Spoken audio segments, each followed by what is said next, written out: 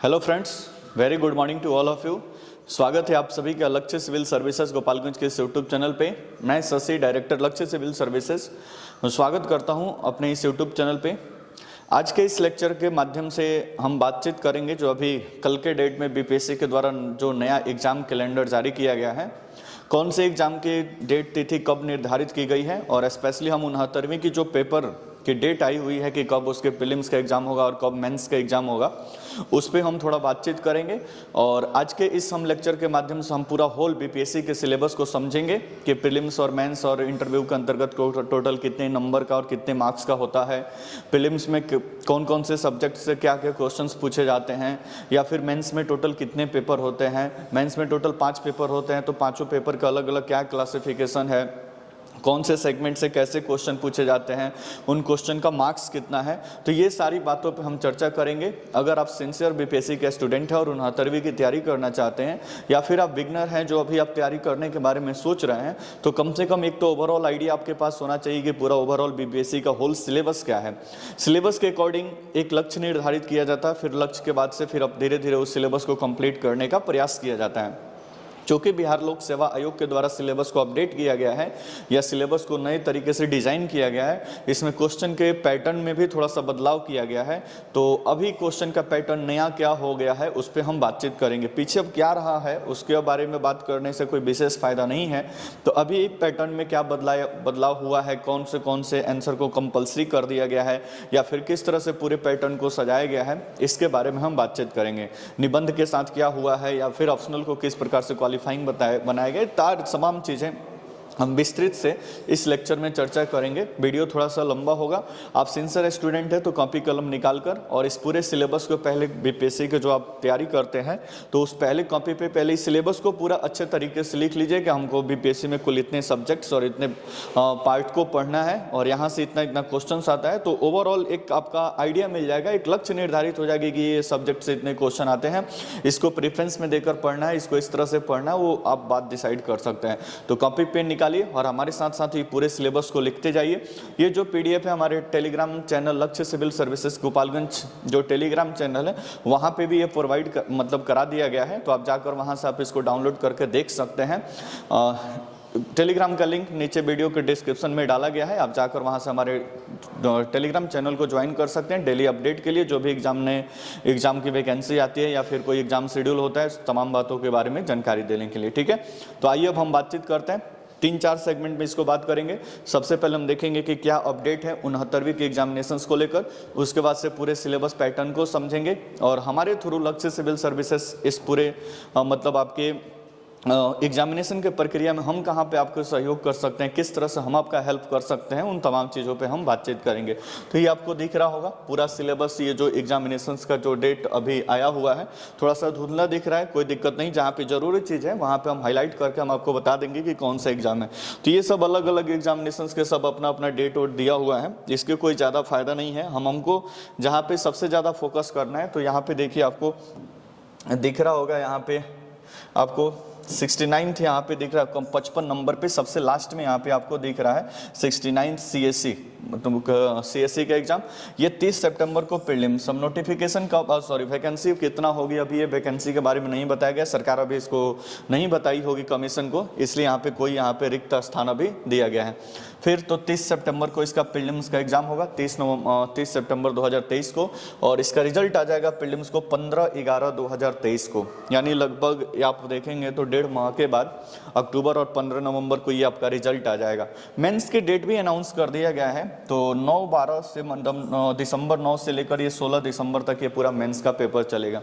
बिहार लोक सेवा आयोग के द्वारा ये काफ़ी बेहतरीन मतलब एफर्ट लगाया जाएगा, पहले ही आपको सारा मतलब क्लियर कट बता दिया गया है कि कब कौन सा पेपर होगा। इससे काम ये आसान हो जाएगा कि आप मान लो कि आप एक सिंसियर तैयारी करने वाले स्टूडेंट है तो आप यहाँ से आप रणनीति बना सकते हैं कि कब मेंस की तैयारी करना है, कब प्रीलिम्स की तैयारी करना है। आगे हम इस पे भी बातचीत करेंगे कि अभी आप मेंस के लिए ज़्यादा पढ़ेंगे या प्रीलिम्स पे ज़्यादा फोकस करेंगे, कब प्रीलिम्स को फोकस करना है, कब मेंस को फोकस करना है, इस पर हम थोड़ा सा बातचीत करेंगे। ठीक है, मेंस का रिजल्ट क्या आएगा, अब इसका टू बी डिसाइडेड, मतलब यहाँ पे टू बी डिसाइडेड, आगे जो डिसाइड होगा उसके बारे में बताया जाएगा। फिर इंटरव्यू और फाइनल रिजल्ट का भी यहाँ पे टू बी डिसाइडेड ही किया गया है। तो सबसे मेन बात कि आपके प्रीलिम्स के एग्जाम 30 सितंबर को है और मेंस का एग्जाम 9-12 को है। मुश्किल से आपको 60 से 68 दिन टोटल प्रीलिम्स और मेंस के बीच में समय मिलेगा। अब एक सिंसियर स्टूडेंट तैयारी करने वाला सबसे पहले अपने मेंस के सिलेबस को अच्छा से तैयारी करे, क्योंकि आपको भी पता है कि प्रीलिम्स के 2 महीने बाद, मतलब 2 महीने के अंतर्गत ही मेंस का पेपर है। पूरा मेंस का पेपर आप 2 महीने में नहीं पूरा प्रिपेयर कर सकते हैं, जिस तरह से अभी सिलेबस को थोड़ा सा ब्रॉड किया गया है। इसलिए आप कोशिश, अच्छा उस पर हम बाद में बात करेंगे कि कैसे पूरा तैयारी करेंगे। तो एक बात यहाँ पे देख लिए, 30 सितंबर को ये पेपर होगा और 15 तारीख को इसको रिजल्ट आएगा और 9 दिसंबर से लेकर 16 दिसंबर तक पूरा आपका मेंस का पेपर चलेगा, ठीक है। तो इस तरह से पूरा नया अपडेट है अभी बीपीएससी का। नेक्स्ट पे बात करें, अगर सिलेबस पे बात करें कि बीपीएससी का पूरा सिलेबस क्या है, तो सिलेबस यहाँ पे हम थोड़ा सा जूम कर देते हैं। यहाँ पे आप देख लीजिए सिलेबस को, थोड़ा सा हम जूम करते हैं यहाँ पे, ठीक है। तो यहाँ पे देखो, सबसे पहले आपको बता दें कि ये एग्जाम 3 चरण में होता है, मतलब स्टेज 1 प्रारंभिक परीक्षा होता है, स्टेज 2 मुख्य परीक्षा होता है और स्टेज 3 साक्षात्कार या इंटरव्यू होता है। जो प्रारंभिक परीक्षा होता है वो ऑब्जेक्टिव क्वेश्चंस के साथ होता है। एमसीक्यू आपके एग्जामिनेशंस में पूछे जाते हैं, 150 नीचे अब मिलेगा आपको। एमसीक्यू उस प्रकार के आते हैं 5 ऑप्शन के साथ, 1/4 यहाँ पे निगेटिव भी है, जो कि 5 ऑप्शन है इसलिए निगेटिव 1/4 है, ठीक है। अब ऐसा उम्मीद है कि 69वीं के एग्जाम में ऑप्शन ई को हटाया जाएगा और निगेटिव को कट करके 1/3 किया जाएगा, तो वो तो बात की बात है। लेकिन फिलहाल की अगर बात करें तो 1/4 निगेटिव है, मतलब 4 आप गलत करते हैं तो एक सही आंसर आपका क्या हो जाएगा, माइनस हो जाएगा, ठीक है। ऑब्जेक्टिव मुख्य परीक्षा आपका पूरा डिस्क्रिप्टिव है, मतलब यहाँ पे आपको लिखना होता है, पूरा एक मेंस का कॉपी मिलता है। अभी हम दिखाएंगे मेंस का कॉपी कैसा होता है और वहाँ पे कैसे आपको लिखना होता है, ठीक है।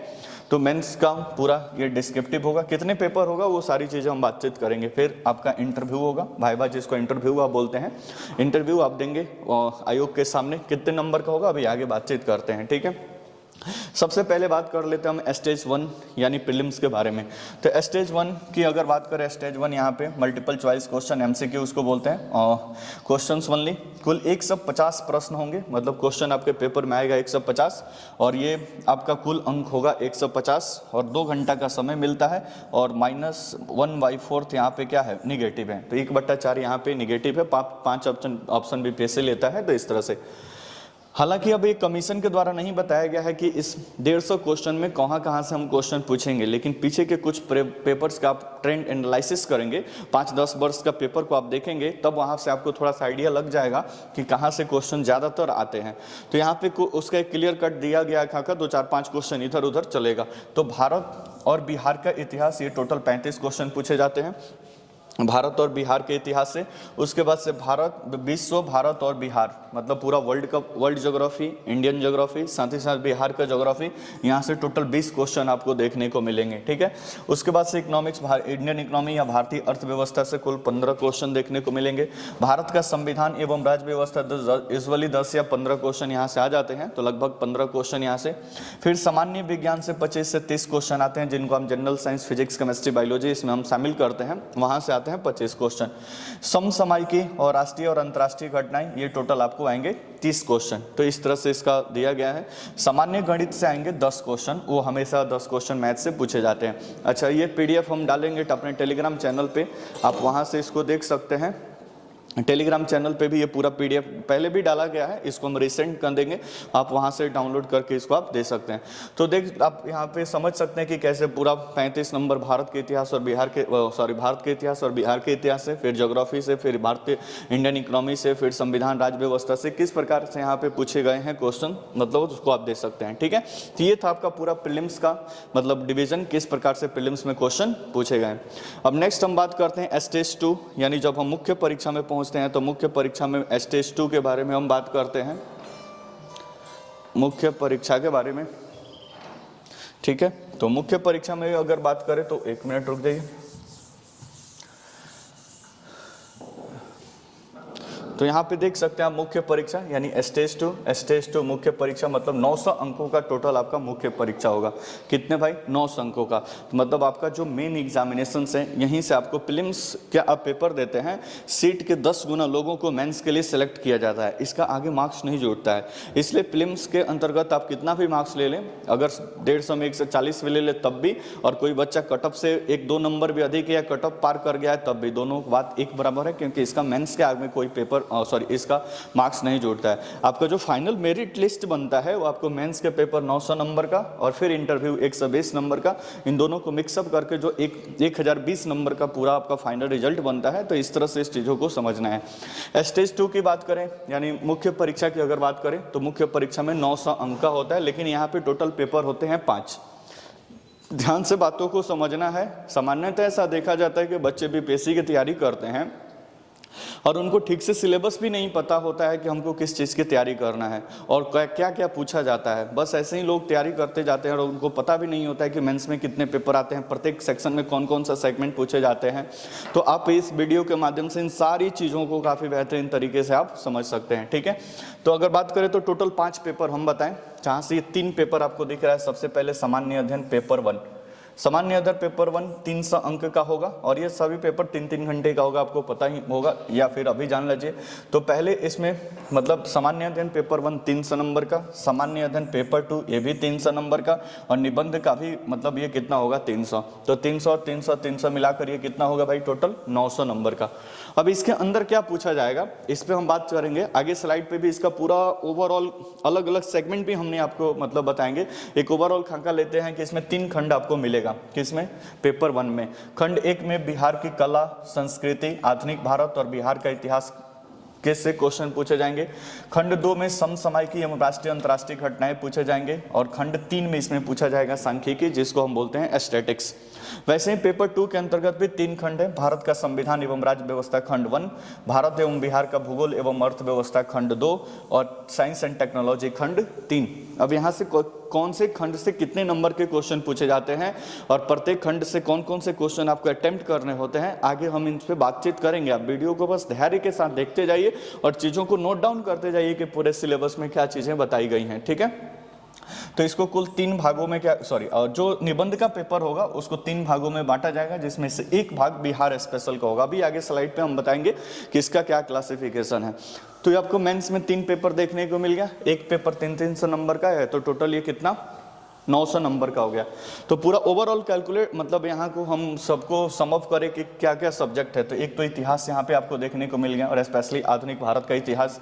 दूसरा यहाँ पे राष्ट्रीय अंतर्राष्ट्रीय घटनाएं, आपको करंट अफेयर से संबंधित राष्ट्रीय अंतर्राष्ट्रीय घटनाएं। जैसे राष्ट्रीय अंतर्राष्ट्रीय घटनाओं में बात करें तो राष्ट्रीय स्तर पर घटने वाले ऐसे घटनाएं जो एक बड़े लेवल पे समाज और तमाम राजनीति इन सबको प्रभावित करता हो। इंटरनेशनल रिलेशन पे अगर बात करें तो भारत और उसके पड़ोसी देश और भी कुछ बड़े दुनिया के देश जहां से भारत प्रभावित होता हो, तो उन सारी चीज़ों पे यहाँ से क्वेश्चन पूछे जाते हैं। ठीक है, फिर टेक्नोलॉजी सांख्यिकी एस्थेटिक्स का क्वेश्चन भी आता है इसमें, मैथमेटिक्स से थोड़ा सा जुड़ा हुआ। आगे इसको हम बताएंगे कि कौन से खंड से कितने नंबर के क्वेश्चन आते हैं।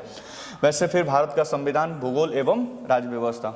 इसलिए बोला जाता है कि सिविल सर्विसेज का जो रीढ़ का हड्डी है, जो 4 पिलर है, सब्जेक्ट हिस्ट्री है, ज्योग्राफी है, पॉलिटी है, इकोनॉमिक्स है। देखिए अब मेंस के सिलेबस में भी ये आपको इकोनॉमिक्स मिल गया, आपको ज्योग्राफी मिल गया, आपको पॉलिटिक्स मिल गया और आपको यहाँ पे हिस्ट्री मिल गया। तो ये बैकबोन माने जाते हैं सिविल सर्विसेज एग्जामिनेशन के लिए, 4 पिलर माने जाते हैं जिस पे आप पूरे तैयारी को एक रूप प्रदान करते हैं। फिर निबंध 300 नंबर का होगा। तो 3 पेपर ही, 2 पेपर आपका क्वालिफाइंग होगा। यहाँ पे क्वालिफाइंग हो जाए, क्वालिफाइंग ओनली होगा। क्वालिफाइंग ओनली करने का मतलब यहाँ पे 2 पेपर होगा। एक पेपर होगा हिंदी का और दूसरा पेपर होगा आपके ऑप्शनल सब्जेक्ट का। इसको केवल पास कर जाना है आपको, इसका मार्क्स नहीं जुटेगा, क्योंकि हम बताएं कि मेंस आपका टोटल कितने का होगा 900 नंबर का ही होगा। तो इसको केवल पास कर जाना है। जैसे सिर्फ ये हिंदी होगा 100 नंबर का, जिसमें से मात्र 30 अंक ही आपको क्या करना है, प्राप्त करना है, और इसका अंक यहाँ पे लिखा हुआ है मुख्य परीक्षा में नहीं जोड़ा जाता है। ठीक है, और एक होगा वैकल्पिक विषय, ये भी 100 नंबर का होगा और ये भी ऑब्जेक्टिव ही होगा, और ये 40 अंक इसमें प्राप्त करना है और इसका अंक मुख्य परीक्षा में नहीं जुटेगा। ये हिंदी होगा, ये लिखने वाला होगा। आपको निबंध आता है लिखने के लिए, संक्षेपण आता है लिखने के लिए, थोड़ा सा हिंदी ग्रामर व्याकरण आता है यहाँ पे। तो ये टोटल 2 पेपर आपको 1 और 2 यहाँ पर देगा। तो टोटल मेंस में होते हैं 5 पेपर। 2 पेपर ऑप्शनल और हिंदी ये होता है क्वालिफाइंग, और बाकी 3 पेपर के आधार पे आपका मेरिट लिस्ट बनता है। ये 900 नंबर पे जितना सीट है प्रीलिम्स में उससे 10 गुना लोगों को मेंस में लिया गया। अब इसे 2.5 से 3 गुना लोगों को, यानी जितना सीट है उससे 2.5 से 3 गुना लोगों को सिलेक्ट किया जाता है इंटरव्यू के लिए, जो बिहार लोक सेवा के पैनल के सामने अपना इंटरव्यू देते हैं, और फाइनली 120 नंबर पे कट ऑफ तैयार होता है। तो यहाँ पे स्टेज 3 यहाँ पे 120 अंक का होगा ये, ठीक है, इंटरव्यू। और कुल मार्क्स यहाँ पे आप देख सकते हैं 900 प्लस 120 कितना हो गया भाई, 1020। तो ये पूरा पेपर आपका मेंस मतलब पूरा फाइनल रिजल्ट अब 120 पे बनेगा, और 120 पे आपका फाइनल रिजल्ट तैयार होता है, ठीक है। तो इस तरह से पूरा मेंस का सिलेबस है।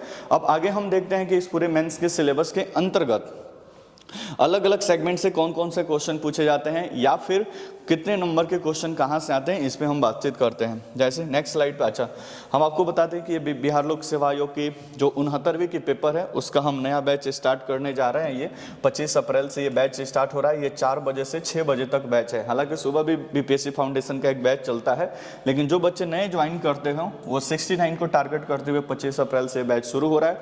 आप इसको ज्वाइन कर सकते हैं पूरी तरह से, मतलब इसमें टू द पॉइंट सारी चीज़ें 69वीं को टारगेट करते हुए, और बाकी कुछ अपना आगे भी तैयारी करना चाहते हैं तो आप इस बैच को ज्वाइन कर सकते हैं, ठीक है। तो ये बैच 25 अप्रैल से शुरू हो रहा है, आप चाहें तो ज्वाइन कर सकते हैं। नेक्स्ट अगर बात करें, नेक्स्ट देखो मेंस का, आप सोचते हैं कि मेंस का सर कैसा कॉपी आता है लिखने के लिए, तो मेंस का अगर कॉपी की बात करें तो ये आपको दिख रहा है मेंस का कॉपी कुछ इसी प्रकार से A4 साइज से थोड़ा सा बड़ा होता है। तो इस तरह से कॉपी मिलता है, दोनों साइड चारों साइड ऐसे कुछ कुछ छोड़ा होता है, और स्पेशली यहाँ पे आपको क्या होता है, लिखना होता है। ये पूरा लिखने की जगह यहाँ पे दी हुई होती है। तो इस तरह से मेंस का कॉपी आपका पूरा ये प्लेन मिलता है, ठीक है। ये टोटल 18 पन्ना मिलता है, और 2 से गुणा करेंगे तो ये टोटल 36 पेज आपको क्या हो जाएगा, मिल जाएगा। 36 पेज आपको क्वेश्चन मिलता, मतलब आंसर लिखने के लिए मिलता है। पेपर अलग से मिलता है, ये बीपीएससी का पूरा पैटर्न है। तो 36 पेज मिलता है। तो पहले जो क्वेश्चन लिखना होता तो 8 क्वेश्चन लिखना होता था। चाहला बीपीएससी ये नहीं बताता है कि आपको कितने मतलब शब्द में क्वेश्चन लिखना है। यूपीएससी का अगर पेपर देखेंगे तो उसमें लिख दिया होता है कि इसको 150 शब्द में लिखना है या 250 शब्द में लिखना है। यूपीपीएसएस में भी सामान्य तो बता दिया जाता है, लेकिन बीपीएससी ये नहीं बताता है कि एक क्वेश्चन आप कितने मार्क्स में लिखेंगे। बस ओवरऑल मोटा मोटा आइडिया यहाँ पे लगाया जाता है कि मान लो कि 8 क्वेश्चन पेपर में दिया हुआ है, तो 8 क्वेश्चन के लिए 36 पेज मिला हुआ है, तो एक क्वेश्चन के लिए लगभग 4.25 पेज या 4.5 पेज एक क्वेश्चन के लिए, इस तरह से देखा जाता है। अब 4.5 पेज में इस तरह से अगर लिखे तो एक पेज में लगभग 100 से 120 मतलब शब्द आप लिख सकते हैं। अब पूरा को जोड़ेंगे तो वही 500 से 600 शब्द में एक आपका मेंस का आंसर लिखना होता है। उसी में किस मान लीजिए कि कोई आंसर आपको बहुत बेहतरीन तरीके से आता है तो थोड़ा सा वो बढ़ा देंगे, और थोड़ा सा कम थोड़ा सा आप जानकारी उस पर रखते हैं तो थोड़ा सा उसमें कम, तो थोड़ा बहुत 10-20% इसमें वेरिएट करता है, लेकिन कुछ इस प्रकार से आपका मेंस का पेपर मिलता है, ठीक है। तो हम आपको बता दिए कि मेंस के लिखने के लिए कैसे प्रक्रिया, आप हमारे एलसीएस के इस प्रोग्राम से बीपीएससी फाउंडेशन या इससे जुड़ते हैं तो डेली बेसिस पे जो भी क्लास चलता है उसको इसी फॉर्मेट पे, इसी कॉपी में हम आपका टेस्ट वगैरह लेते हैं, या फिर पूरा आंसर राइटिंग करवाया जाता है। बच्चे अपना लिख कर आंसर वगैरह भी जमा करते हैं, ठीक है। सामान्यतः ये नए प्रकार का इनिशिएटिव है गोपालगंज के अंतर्गत कि हम इस तरह से तमाम प्रक्रियाओं को अपनाते हैं, और पूरी तरह से एक पूरा पैटर्न के हिसाब से सारी चीज़ों को यहाँ से कराया जाता है, ठीक है। तो आप इसको देख सकते हैं। नेक्स्ट अगर बात करें तो नेक्स्ट अब बात कर लेते हैं कि कैसे ये पूरा आपका पेपर डिसाइड है। जैसे यहाँ पे अगर देखें तो यहाँ पे अगर देखें तो क्वालिफाइंग पेपर, ये क्वालिफाइंग पेपर 2 होता है। अभी बताएं, हिंदी होगा, ये आपका होगा कितने मार्क्स का, 300 मार्क्स का, और ये जो आपका ऑप्शनल पेपर होगा अभी ये कितना होगा, क्वालिफाइंग, ये होगा ऑब्जेक्टिव, ठीक है। 100 क्वेश्चन ऑब्जेक्टिव आएगा 300 मार्क्स का, ये भी क्वालिफाइंग है, मतलब इसका मार्क्स मेंस के पेपर में आपका नहीं जुटेगा, इस बात को दिमाग में रखना है। ये आपको सब्जेक्टिव लिखने के लिए निबंध वगैरह करके इसमें आता है लिखने के लिए। तो इस तरह से है 2 पेपर, सबसे पहले आप समझ लीजिए ये दोनों के दोनों क्या है, क्वालिफाइंग है, अर्थात इसका मार्क्स नहीं जुड़ता है। तो इस तरह से देख लिए। नेक्स्ट अगर बात करें तो ये देखो जीएस पेपर 1 यहाँ पे लिखा हुआ है, जीएस पेपर 1। जीएस पेपर 1 की बात करें तो ये 3 सेगमेंट में है, खंड क, खंड ख और खंड ग, 3 पार्ट में ये पूछा जाता है। खंड ख के अंतर्गत पहले देखो होता था कि 3 क्वेश्चन, 4-5 क्वेश्चन आते थे, उसमें से सेलेक्ट करके कुछ क्वेश्चन, लेकिन अब पहले क्या हो गया उसको हम हटाते हैं। नया में क्या पैटर्न में बदलाव हुआ है मेंस के पेपर में उसको समझिए। पहला क्वेश्चन है, इसके अंतर्गत अभी ये खाका, इसके बारे में कमीशन ने नहीं बताया, लेकिन बोला है कि पहला क्वेश्चन अनिवार्य होगा। मतलब ये चारों के चारों क्वेश्चन पूरी तरह से आपको करने होंगे। जो खंड क के अंतर्गत पूरा जो हिस्ट्री, मॉडर्न हिस्ट्री का सिलेबस है, उस पूरे होल सिलेबस को कवर करते हुए ये पूरा आपको क्वेश्चन 4 मिलेगा। ठीक है, तो हो सकता है कि एक दो विद्रोह से, हो सकता है कि एक दो गांधी जी के आंदोलन से, हो सकता है कि एक दो मतलब एक किसान आंदोलन से, ये भी हो सकता है कि कांग्रेस के किसी अधिवेशन से। तो इस प्रकार से ये पूरा क्वेश्चन आपको क्या होगा, मिलेगा। ठीक है, तो इसको अनिवार्य रहेगा, ये पहला क्वेश्चन सभी किसी के लिए अनिवार्य। और ये टोटल होगा कितने नंबर का, 38 या 38 नंबर का होगा। ठीक है, उसके बाद इसी खंड का एक दूसरा क्वेश्चन होगा जिसमें ए और बी करके मिलेगा आपको, ए और बी। इसमें से कोई एक क्वेश्चन आपको लिखना होगा और ये क्वेश्चन होगा कितना, 30। ये थोड़ा सा शॉर्ट आंसर होगा, शॉर्ट आंसर होगा, इसको 125 150 शब्द में आप लिख देना है। ठीक है, और ये आपका लॉन्ग आंसर होगा, 400-500 शब्द में आप लिखें, 38 नंबर का ये होगा। फिर क्वेश्चन 3, और सॉरी इसका क्वेश्चन 3 आएगा, इतिहास के अंतर्गत है, इसमें भी ए और बी और करके ऑप्शन दिया होगा, और ये भी कितना होगा, 38 नंबर का। अब ये टोटल जोड़ेंगे तो खंड मतलब खंड क से कितना, 114। तो 114 नंबर का आधुनिक भारत बिहार का आर्ट एंड कल्चर, इस सब पे क्वेश्चन पूछा जाएगा खंड क के अंतर्गत। जो सिलेबस में हम आपको पीछे दिखाए थे कि खंड क के अंतर्गत क्या पूछता है। इसके खंड ख में आपको पूरा करंट अफेयर्स है, नेशनल और इंटरनेशनल इवेंट्स जो भी हैं करंट अफेयर्स को, वो पूछे जाते हैं। इसका भी ये वाला सेगमेंट अनिवार्य है, मतलब ABCD करके 4 शॉर्ट आंसर दिया जाएगा, जो टोटल 38 नंबर का। इसमें से आपको ऑप्शन नहीं है कि कौन लिखेंगे कौन छोड़ेंगे, इसलिए ये अनिवार्य है। ठीक है, उसके बाद से क्वेश्चन नंबर 5 जिसमें A और B करके या करके दिया होगा, या करके दिया होगा, दोनों में से एक कोई लिखना है, और ये आपका होगा कितने मार्क्स का, 38 मार्क्स का। नेक्स्ट अगर बात करें तो क्वेश्चन नंबर 6, इसमें भी A और B में से कोई एक ही आपको लिखना होगा, और ये भी कितना होगा, 38 मार्क्स का। ठीक है, और टोटल ये कितने होगा भाई, 114 या 114 मार्क्स का। ठीक है, नेक्स्ट बात करें खंड ख, खंड सॉरी ग के अंतर्गत बात करें तो ये आपका खंड है एस्थेटिक्स, या इसको हम बोलते हैं एस्थेटिक्स है, ये सांख्यिकी बोलते हैं इसको। एस्थेटिक्स के क्वेश्चन 2 आपको करने होते हैं। 7 का A और B करके ऑप्शन होगा, दोनों में से कोई एक आपको अटेम्प्ट लेना है। 8 में से भी A और B करके होगा, दोनों में से कोई एक अटेम्प्ट करना है। एक क्वेश्चन होगा 36 मार्क्स का, तो 36 ये टोटल कितना हो जाएगा, 72। तो 114 और 72 ये टोटल कैलकुलेट करेंगे तो टोटल आपका कितने मार्क्स का होगा, 300 मार्क्स का, जो GS पेपर 1 होगा। तो इस तरह से ये पूरा आपका सिलेबस है GS पेपर 1 या सामान्य अध्ययन पेपर 1 का। अगर कहीं पे कोई दिक्कत है, समझ में नहीं आए, तो कोई दिक्कत नहीं है, आपको परेशान होने की आवश्यकता नहीं है। आप इस दिए गए नंबर पे परेशान होने की आवश्यकता नहीं है, आप इस दिए गए नंबर पे डायरेक्ट हमसे बात कर सकते हैं। खाली समय में शाम को आराम से आप इस पे बात कर सकते हैं, आपको अच्छा से हम सारी चीज़ों को समझा सकते हैं। कोई भी चीज़ अगर समझने में दिक्कत हो तो आप इस पे कांटेक्ट कर सकते हैं, व्हाट्सअप भी है इस पर, तो आप मैसेज करके आप इसकी जानकारी ले सकते हैं। ठीक है, तो पेपर 1 हम समझ गए, पेपर 1 किस प्रकार से पूरा खाका है उसको समझ गए। अब बात करते हैं हम GS पेपर 2 या सामान्य अध्ययन पेपर 2, जो होगा कितने मार्क्स से भाई, 300 नंबर का ये भी होगा। GS पेपर 1 खंड क के अंतर्गत पॉलिटिक्स मतलब इंडियन कॉन्स्टिट्यूशन या पॉलिटी है। पॉलिटी के अंतर्गत टोटल 114 क्वेश्चन, 114 नंबर का क्वेश्चन है। कैसे, इसका क्या मतलब क्लासिफिकेशन, तो पहला क्वेश्चन होगा होल पॉलिटी को कवर करते हुए टोटल 4 क्वेश्चन होगा। हो सकता है कि एक फंडामेंटल राइट्स पे हो जाए, हो सकता है कि एक राष्ट्रपति पे आ जाए, हो सकता है कि एक गवर्नर राज्यपाल के ऊपर पूछ ले, तो इस प्रकार हो सकता है कि एक दल बदल अधिनियम या न्यायपालिका पे पूछ ले।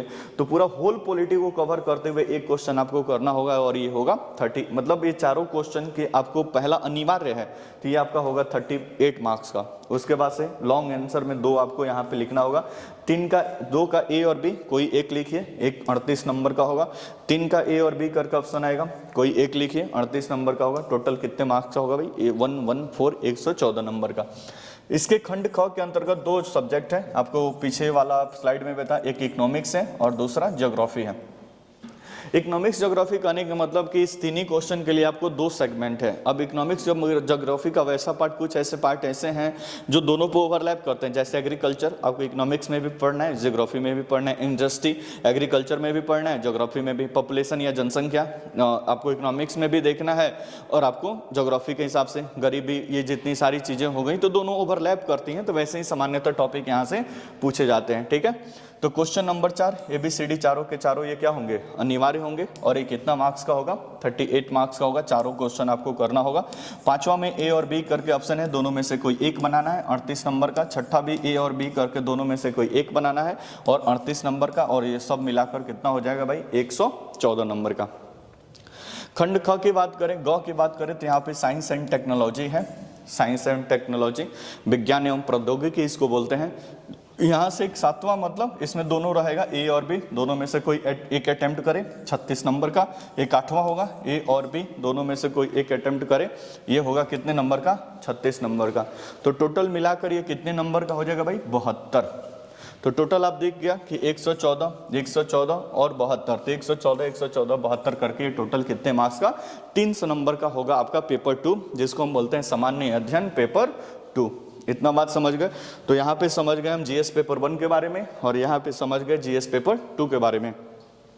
अब नेक्स्ट बात करें तो निबंध आपका होगा 300 मार्क्स का, जिसको हम बोलते हैं AC या निबंध, ये 300 मार्क्स का। ये 69, ये इस बार 68वीं से इस पेपर को ऐड किया गया है। तो ये निबंध का पेपर अभी जो 12 मई से पेपर होने जा रहा है, उसमें ये मतलब ऐड आपको देखने को मिलेगा। तो इसके भी 3 खंड है, खंड क, खंड ख और खंड ग। 3 खंड में ये पूछा जाएगा। प्रत्येक सेक्शन के अंतर्गत 4 निबंध आपको मिलेंगे, जिसमें से सेलेक्ट करके एक लिखना होगा। तो टोटल आपको 3 ही निबंध इसमें लिखना है। 3 निबंध लिखना है तो लगभग वही 1200 में एक 1200 शब्द में एक निबंध को यहाँ पे लिखना होगा। तो ABCD करके खंड A के अंतर्गत टोटल 4 निबंध का मतलब 100 नंबर।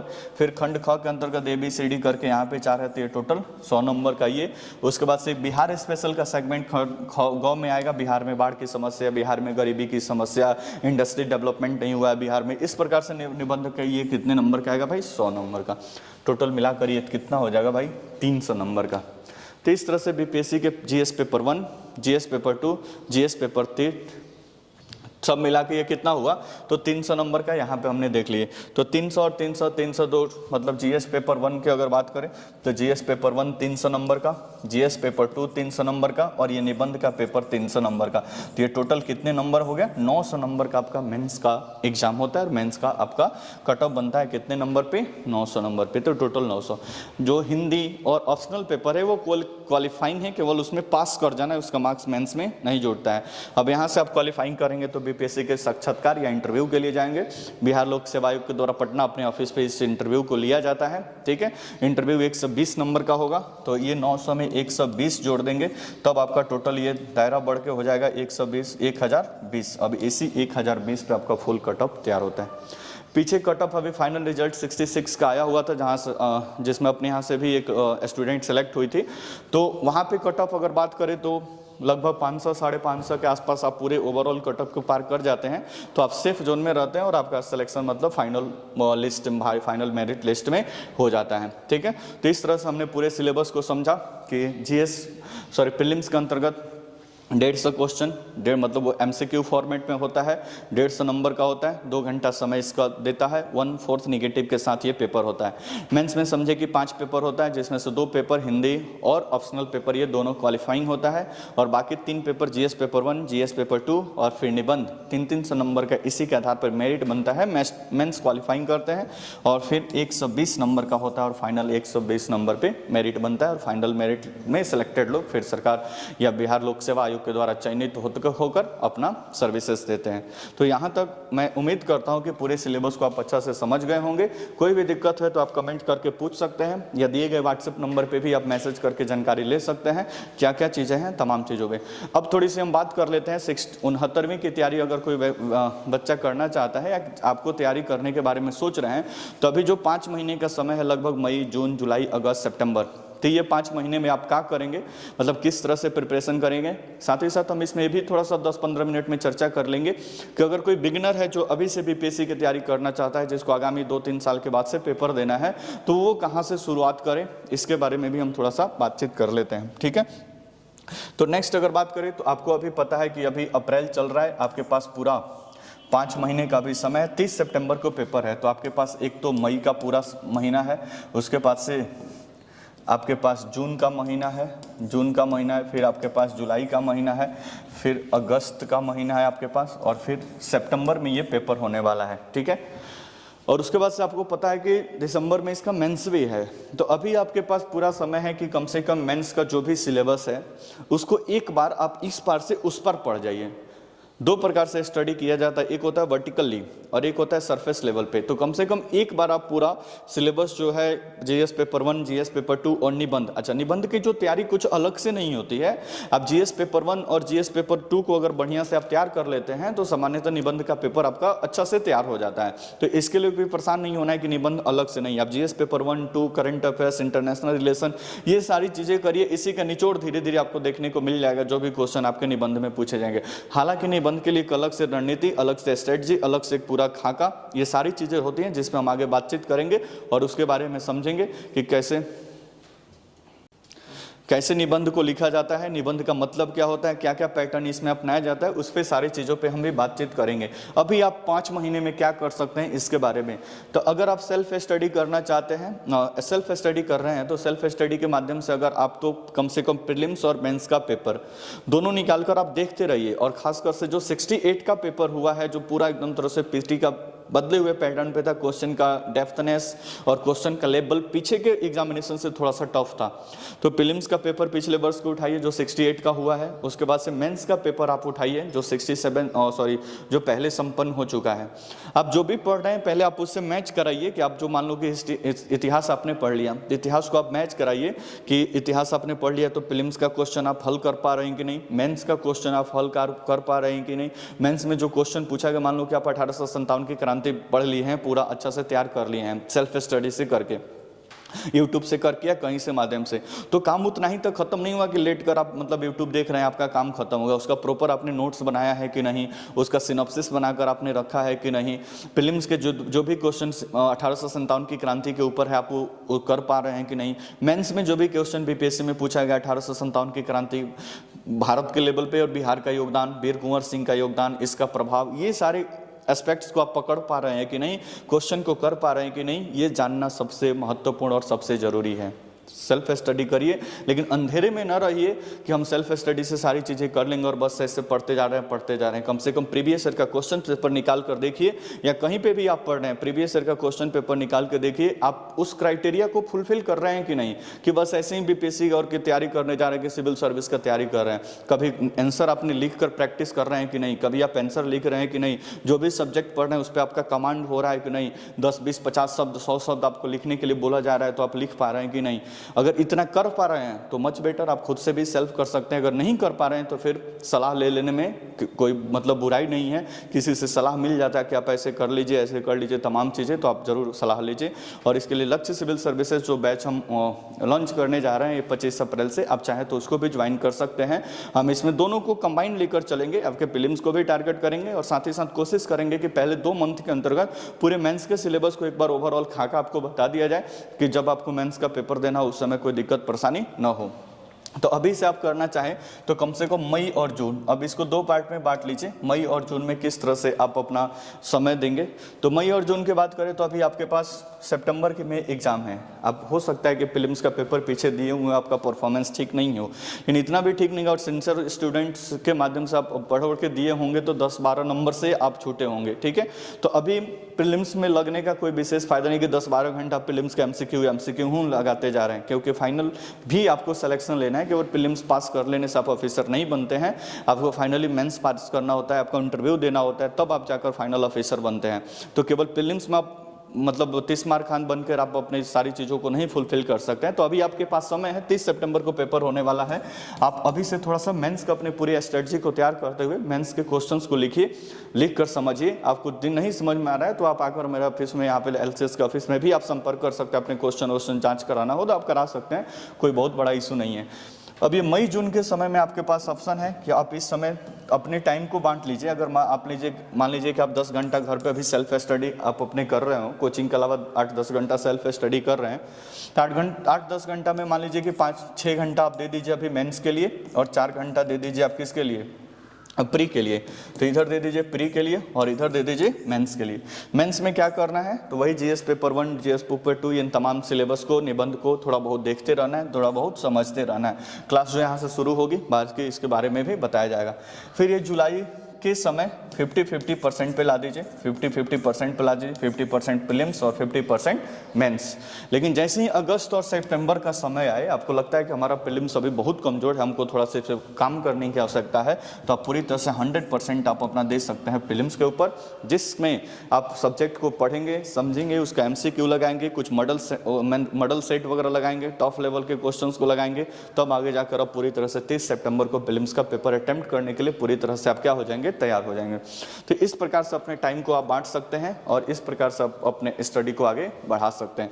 तो हमने एक ओवरऑल खाका आपको बता दिया। अगर कोई बच्चा अभी बिगनर है या फिर आगे अभी तैयारी करना चाहता है, 1-2 साल के बाद से उसको बीपीएससी का पेपर देना है, तो आप अभी ऐसा करिए कि जो भी इसका मेन पिलर है, हिस्ट्री हो गया, ज्योग्राफी हो गया, पॉलिटी हो गया, इसका पहले आप एनसीईआरटी उठाकर लाएं और एनसीईआरटी 6 से 12th क्लास तक एक बेसिक किताब माना जाता है, इसको अच्छा से पहले पढ़ें, समझें और प्रीवियस ईयर का कुछ क्वेश्चन बैंक आप जरूर रखें और पढ़ के समझने के बाद से अच्छा से चीज़ों को करें। कोई भी दिक्कत होता है तो बेसिक क्लासेस भी हमारे यहाँ लक्ष्य सिविल सर्विसेज के लिए, एक तो फाउंडेशन बीपीएससी के लिए चलता है, जो बेसिक कर लिया वो उसको करता है, आप बेसिक क्लास में यहाँ पे चलता है, ज्वाइन कर सकते हैं। जैसे अभी बैच जियोग्राफी का, वर्ल्ड जियोग्राफी का शुरू होने वाला है, ठीक है, 2 मई के आसपास से वो बैच शुरू होगा, तो आप चाहते हैं तो हमारे बेसिक बैच को ज्वाइन करके आप साल भर में बेसिक को तैयार करिए, उसके बाद से अच्छे से पूरे फाउंडेशन को तैयार करिए और आराम से 2-3 साल में सारी चीज़ें जब तैयार होंगी तो फ्यूचर में आप अच्छा से आप एग्जाम अपीयर कर सकते हैं। और हो सकता है कि आप पहले अटेम्प्ट में ही, हो सकता है नहीं, आप 2-3-2.5 साल तक हमारे साथ अच्छा से मेहनत करते हैं, जितनी चीज़ें बताई जाती है उसको आप कवर अप करते चलते हैं, तो अगले 2-3 साल में जब आप फर्स्ट अटेम्प्ट देंगे तो ऐसा पूरा उम्मीद रहेगा कि आप फर्स्ट अटेम्प्ट में ही ऑफिसर बन जाए। ठीक है, तो चीज़ों को समझना है। बिगनर्स के लिए और क्या करना, हम आगे इस पर डिटेल में वीडियो बनाएंगे। फिलहाल तो हमारा टारगेट था कि 69वीं के लिए आपको थोड़ा सा गाइडलाइन करना है, ठीक है। अब इसमें कौन सा बुक फॉलो करना है, पीछे के कटअप क्या रहा है, ये 25 तारीख को हम वीडियो के माध्यम से या जैसे भी होगा फिर हम आपको बताएंगे। क्लास जो ऑर्गेनाइज होगा 25 अप्रैल से, उसमें थोड़ा सा किताब वगैरह पे बातचीत कर लेंगे और कैसे क्या बातें हैं उस पर भी दोहरी बातें चर्चा कर लेंगे। तो आई होप ये लेक्चर आपको काफ़ी पसंद आया होगा, आपकी बहुत सारी दुविधाओं का यहाँ से निवारण हुआ होगा। तो वीडियो अच्छा लगा हो तब भी आप इस वीडियो को अपने दोस्तों के साथ शेयर कर सकते हैं। चैनल पे नए हो तो चैनल को सब्सक्राइब कर सकते हैं और हमारे टेलीग्राम को ज्वाइन कर सकते हैं किसी नए हमारे क्लास का अपडेट के लिए, या फिर जो यहाँ से आपके एग्जामिनेशन का कुछ अपडेट होता है उसके लिए भी आप ज्वाइन कर सकते हैं। ठीक है, ओके, मिलते हैं फिर नेक्स्ट लेक्चर में। जय हिंद, जय हिंद।